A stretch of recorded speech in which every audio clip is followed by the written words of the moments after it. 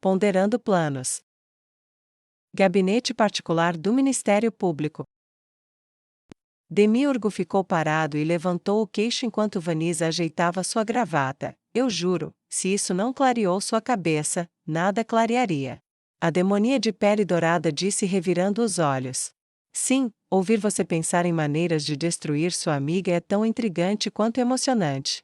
Demiurgo comentou enquanto terminava o resto de suas roupas e então pegava suas próprias roupas e começava a se vestir. Suas asas bateram levemente, é? Eu realmente não gosto de machucá-la, claro. Eu sei de tudo o que ela fez, ela merece alguma punição, e isso vai servir, mas eu realmente não a vejo como mais culpada do que eu. Enquanto ela puxava a saia para cima, ela olhou por cima do ombro para seu amante. Eu sei que você não se importa com esse tipo de coisa, mas eu sou uma fúria, eu castigo os culpados, eu realmente não quero que ela morra, porque eu não acho que ela merece, mas se eu fizer meu trabalho muito bem, ela pode morrer. Demiurgo deu de ombros, mais uma ferramenta experimental para mim. Além disso, talvez Lord Ains pretenda isso apenas para que ele possa transformá-la em outra coisa. Talvez ele possa transformá-la na fúria da ira, aquela que aquele livro chama de Nêmesis. Você disse antes que as fúrias vêm em três, ou talvez um Abaddon. Se essa é a intenção dele, certamente ele viu isso nela, no dia em que ele transformou você. Ou, quando ele a conheceu. Por um momento, sua voz se perdeu em admiração enquanto ele conectava os pontos dentro de sua própria mente em espanto cada vez maior. Isso fez Vanessa hesitar, até que finalmente ela interrompeu os pensamentos de seu amante. Talvez. Obviamente eu vou me esforçar para vencer porque esse é meu trabalho, e eu vou garantir que ela sofra aqui. O tormento que ela experimenta lá fora e através de tudo isso, satisfaz o suficiente para que eu não me sinta inclinada a levá-la ao neuronista. E eu não me importaria de ter uma irmã, mas ela ainda é minha amiga, e eu também quero que ela esteja segura, que seja feliz. É tudo muito confuso. Vanessa disse com um tom de voz frustrado enquanto levantava sua blusa. Sério, Demi, você tinha que rasgar? Ela riu um pouco e jogou a camisa estragada no lixo, pegando uma nova. Ele sorriu arrogantemente quando ela começou a amarrar a parte da frente. E como se pedisse desculpas, ele se aproximou e começou a amarrar habilmente para ela. Ela riu. Você gosta de fazer isso porque te lembra de me amarrar, não é? Ele deu sua risada sádica e apertou um pouco mais os seios dela, talvez. Então seu rosto ficou sério por um momento. Se você está confuso sobre esse tipo de coisa, fale com Lupus Egina. Ela ama seus amigos, mas também se excita com o sofrimento deles. Veja como ela lida com isso. Acho que vocês duas descobrirão que tem muito mais em comum do que com quase qualquer outra pessoa além de mim, Neuronist, ou talvez Solution. Vanessa mordeu o lábio enquanto pensava sobre isso. Boa ideia. Eu nunca a vejo de verdade, já que ela está sempre cuidando de Henry, mas eu vou passar em carne quando o tempo permitir. Por enquanto, vamos voltar ao trabalho. Eu tenho mais algumas ideias sobre como podemos garantir que quebraremos Neia Baraja. Vamos ouvi-las. Demiurgo disse com um sorriso sádico enquanto eles retomavam seus assentos. Prisão de Kirakira. Os próximos dias após uma breve despedida de Robel, Neia conseguiu passar entre sua cela e o pátio da prisão sem interrupção, enquanto o julgamento prosseguia com meros detalhes técnicos relativos ao cerco. Ainda assim, ela leu as transcrições fornecidas a ela com apenas um pouco de cuidado, como se sua vida não estivesse em jogo. Os prisioneiros minotauros continuaram a progredir sob a ordem que ela impôs, e os instrutores élficos que ela trouxe começaram a incorporar o método de combate de sua religião no processo. Foi assim que um dia, quando o sol brilhou sobre os rejeitados do reino dos minotauros, Neia se viu enfrentando o antigo rei do pátio da prisão e seu segundo em comando dentro dele. Os prisioneiros o cercaram para assistir, mas o que Neia realmente estava se importando eram os guardas lá em cima. Eles são livres, mas ainda presos pelo medo de suas acusações. Eles também são aqueles que ainda não se prenderam à vontade de Sua Majestade. Eu os unirei todos como um, e começará com isso. Ela pensou enquanto erguia a espada de madeira que lhe fora dada no momento. Muon manuseou um grande machado de treino de 2 cabeças. Ele o embalou como se fosse uma criança amada. Quando eles se aproximaram para tomar posição, Neia comentou: sente falta das suas armas. não é? Ele assentiu: nós nascemos para o machado, é como nosso povo esculpiu um reino em uma floresta. Nosso povo diz que um minotauro que perde seu machado perdeu metade de sua alma, e um minotauro que perdeu sua liberdade perdeu o resto dela. Os olhos azuis celeste de Neia ficaram pretos como a noite quando o senso de batalha tomou conta e ela segurou sua espada ereta na frente dela em saudação ao seu oponente. Eu entendo isso. A história do meu povo é uma longa batalha para sobreviver contra um mundo que queria nos devorar. Força é o único caminho para a justiça. Fraqueza é a raiz de todo pecado. O direito de portar uma arma é o direito de garantir sua justiça contra a violação. Bem, pode ser um substituto pobre para metal, mas espero que o direito de lutar comigo agora, mesmo com um pseudo-machado na mão, restaure algum senso de si mesmo. Moon olhou para ela por um longo minuto enquanto lentamente erguia seu machado na frente do rosto. Ele o segurava com as duas mãos, com as duas cabeças se estendendo de um lado do rosto até o outro. Ele bufou alto. É um começo. Ele disse simplesmente. Então um dos instrutores gritou: comecem.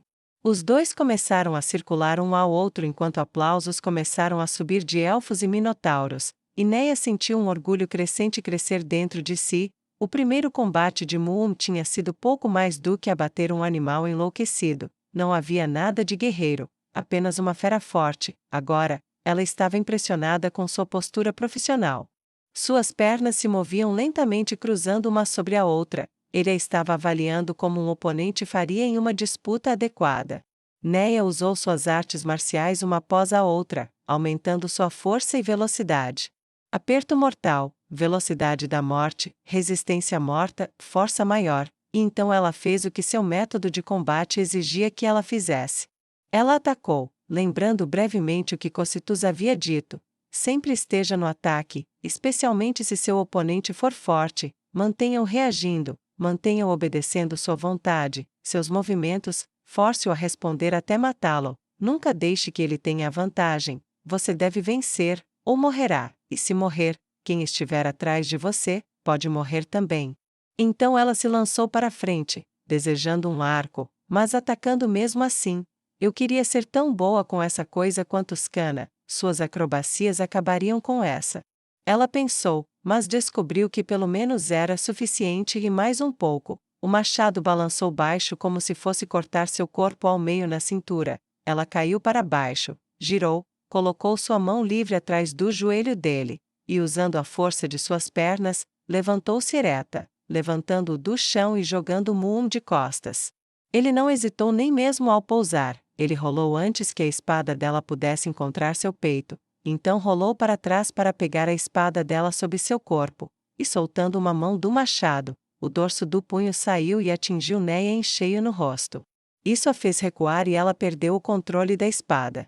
Ela sentiu o sangue, mas não a dor, quando um sorriso feroz de uma mistura de prazer masoquista e sádico a atingiu, e quando Moon se levantou, ela estava no ataque novamente. Desta vez, quando seu machado veio acima da cabeça, ela deu um passo para o lado, e como se para zombar de seu estado desarmado, ela entrou e o atingiu várias vezes com golpes de palma. Usando os métodos de Ki ensinados a ela por Sebas, ele sentiu seus órgãos espasmarem de dor em seu corpo onde quer que ela o atacasse, e, com sua grande cabeça de machado enterrada na terra, ela seguiu com um uppercut em sua enorme mandíbula de minotauro, fazendo-o cambalear para longe de sua própria arma e cair de costas novamente. O barulho dos espectadores era alto, até mesmo inebriante. Se a guerra fosse tão maravilhosa quanto esta, eu não me arrependeria. Não é de se admirar que os gladiadores façam o que fazem. Ela conseguiu pensar enquanto pulava para a frente com a intenção de pousar no torso de Moon e pisoteá-lo até a submissão. Para sua surpresa, os cascos dele se mostraram úteis. Ele arqueou as pernas em direção ao tronco e empurrou os cascos para fora, pegando-a pelos joelhos e empurrando-a para longe, fazendo-a cair de cara no chão. Ela se levantou ao mesmo tempo que ele, e por um momento seus olhos foram para suas armas descartadas, um olhar de compreensão, e eles correram em direção ao armamento de sua escolha, agarrando-os e então voltando a atacar. Seus golpes eram fortes e largos, ocupando uma grande área, mas o pequeno tamanho de Neia e seu amplo arco os tornavam previsíveis e fáceis de evitar. Onde ela não os evitou, Ela usou sua espada para afastá-los antes de dar outro golpe em seu corpo ou em sua garganta. Ele estava ficando cansado, bufando forte, ofegante, ela não. A morte nunca se cansa, a morte nunca dorme, a morte nunca enfraquece. Neia disse ao ver sua expressão de incompreensão diante de sua vontade aparentemente inesgotável: "Eu não te disse?" Ela perguntou com uma voz baixa e reverberante enquanto erguia sua espada em saudação novamente ao seu oponente. "A história do meu povo é de matar ou ser comido. Estamos nos tornando fortes, sob a administração do nosso Deus." Ela proferiu e começou a avançar novamente. Muum se aproximou: "Mate ou seja comido, assim como nós, com o maldito Império Devor, nós também não estamos sem força. Vamos, Paladina Negra, mostre-me a força que seu Deus lhe deu." Eles se enfrentaram novamente, sabendo que um ou outro cairia. Ela evitou o golpe, agarrou seu pulso, torceu-o para frente, quebrando o aperto que ele tinha na arma e usando seu impulso para frente para derrubá-lo de joelhos pela segunda vez em sua breve história de combate, e travou seu braço, e sua espada girou para colocar o que seria o fio, diretamente contra sua garganta. "Eu me rendo." Ele reconheceu solenemente, lá em cima, enquanto Neia soltava seu oponente, os guardas minotauros pegaram seus enormes machados, e segurando-os pelo centro entre as cabeças duplas, bateram as pontas dos cabos no chão onde estavam. Cascos e pés batendo ecoavam o sentimento enquanto os observadores mostravam seu respeito aos combatentes. Ela olhou para cima, e então se inclinou para a orelha ereta de Muum. "Eles não veem uma besta agora, eles veem um guerreiro." Ela sussurrou, e então, jogando fora sua espada, ela estendeu sua mão, e o colocou de pé. O discurso que ela fez depois falou sobre a necessidade de disciplina incansável e a força que vem do trabalho por uma causa além dos desejos mesquinhos do momento. Ela falou sobre as fraquezas na luxúria, na ganância, no egoísmo e no medo, e sobre o poder da camaradagem quando muitos se tornam um. Embora nominalmente ela falasse com os prisioneiros, seus sentidos estavam mais sintonizados com aqueles de cima, os guardas que podiam deixar este lugar todas as noites e diariamente, de acordo com seus turnos. Um calor glorioso se espalhou pelo corpo de Neia enquanto ela sentia a vontade de seu divino Senhor sendo trabalhada naqueles que assistiam, os pontos carmesins em seus olhos que começaram a emergir sem pensamento consciente. Encaravam além da carne e do osso e liam o movimento de seus espíritos enquanto sua voz evangelista agia como um leme no navio do pensamento e os virava em direção à vontade de seu divino Pai. Um grito vindo de cima interrompeu o momento para ela, quando a voz de alguém gritou: "Prisioneira Baraja, você tem uma visita." "Já estou indo," ela gritou enquanto batia palmas animadamente, e feliz por suas artes marciais ainda estarem ativas, ela jogou a espada de madeira no chão e correu pelo pátio e pelo longo caminho até a porta da seção administrativa e de visitantes da grande prisão. Um guarda gigante esperava por ela. Ele era quase tão grande e largo quanto Muum, com um corpo que parecia duro como aço e um olhar em seus olhos para combinar. Ele, no entanto, carregava uma espada de 2 mãos em suas costas. "Boa luta." Ele disse evasivamente. Neia deu de ombros, imitando sua atitude casual. "Bom oponente, é o que todo guerreiro quer, força gera força."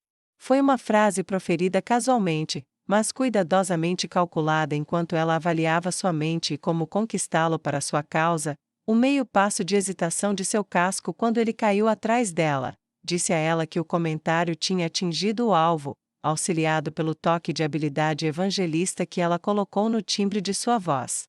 Ela aceitou a escolta sem mais comentários enquanto ele a levava até a porta que se abria para a sala de visitas. Ele removeu um conjunto de algemas que pendia de um cinto em sua cintura. "Eu ia usar essas, mas elas não são necessárias, são?"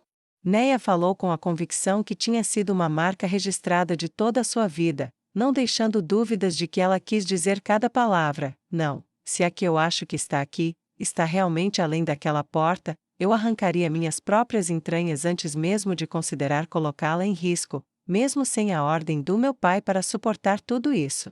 O guarda as jogou no chão. "Então foda-se eles, entrem, eu espero aqui." Ele bufou baixo e profundamente, então destrancou a porta e a abriu para Neia passar sob seus olhos. "Neia!" Scanna exclamou e bateu a mão contra o vidro com força suficiente para quebrá-lo. "Scanna!" Neia sussurrou em voz baixa e cheia de desejo. Ela olhou para trás uma vez para garantir que a porta estava fechada e que elas estavam sozinhas.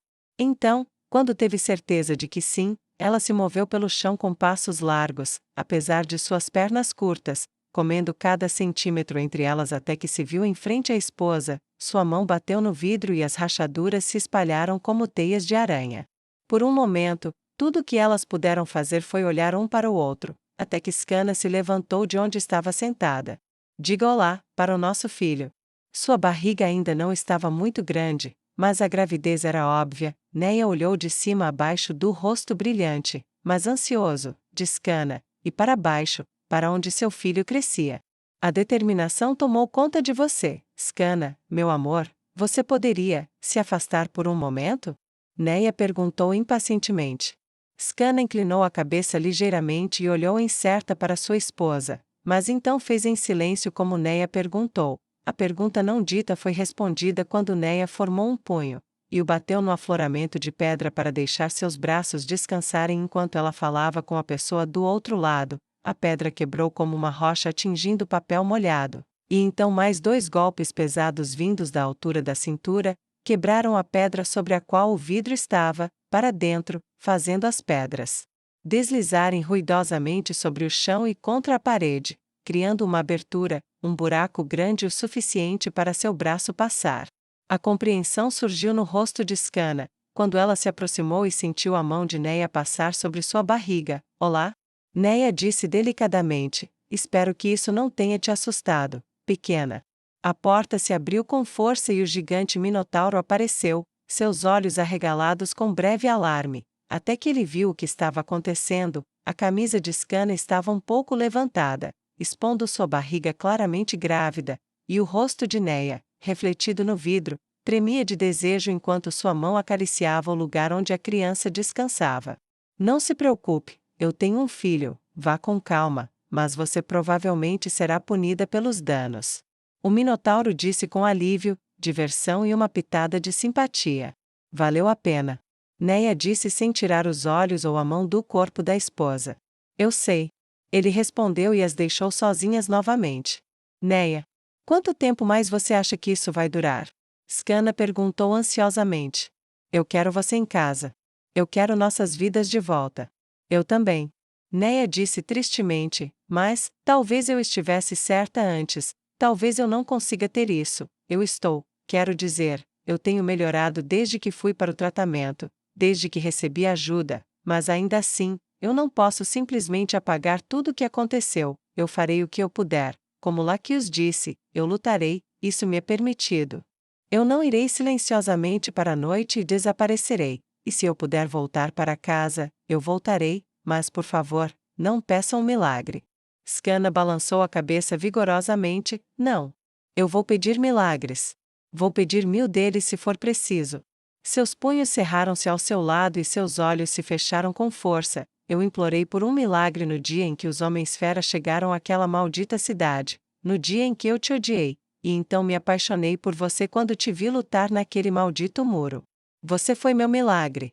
E eu não vou deixar isso acabar aqui. Não neste lugar. Não na forca do carrasco. Eu vou te levar para casa não importa o que eu tenha que fazer. Seus olhos se abriram e a determinação feroz que fizera de Skana, a ousada, uma lenda por si só, fixou-se em Neia e a aprisionou em um vínculo de afeição que não seria extinto pelas circunstâncias ou contido por barreiras de pedra, vidro, correntes ou pela própria vida. Eu encontrarei um jeito. Skana respondeu ao silêncio da esposa, e ela se abaixou e apertou a mão que tocava o lugar onde a criança delas estava crescendo, suas mãos envolvendo as de Neia. O batimento cardíaco de Neia estava tão rápido como se ela tivesse corrido uma corrida, e ela encontrou os olhos determinados da esposa com sua própria determinação. Skana, a ousada, eu sou Neia Baraja, posso aceitar o que aconteceu como imutável, mas não pense que já me descartei, eu vou resistir, e vou lutar, e se um caminho para a vitória existir, então eu vou encontrá-lo, e se eu não puder encontrá-lo, e nós não pudermos encontrá-lo, então por Deus nós o faremos, nós vamos esculpir um lugar para nós neste mundo, mesmo que tenhamos que esculpi-lo da carne daqueles entre nós e ele, e se isso puder ser feito, bem, Eu quero esculpir espaço suficiente para alguns irmãos e irmãs para este. Neia disse com uma voz sussurrada de total desafio às suas circunstâncias. Scanna olhou para sua barriga saliente. Espero que você esteja tomando notas aí, pequena, porque é assim que se parece a coragem. Ela disse confiantemente enquanto levantava a mão e enxugava lágrimas ferozes de dedicação de seus olhos. Ela está ganhando vida por causa de você, nossa pequena não vai precisar de lições de coragem minhas, pode acreditar em mim. Neia disse com um sorriso devotado enquanto pressionava a testa no vidro. Bem, não vai doer ela aprender coisas com você. Scanna disse calorosamente.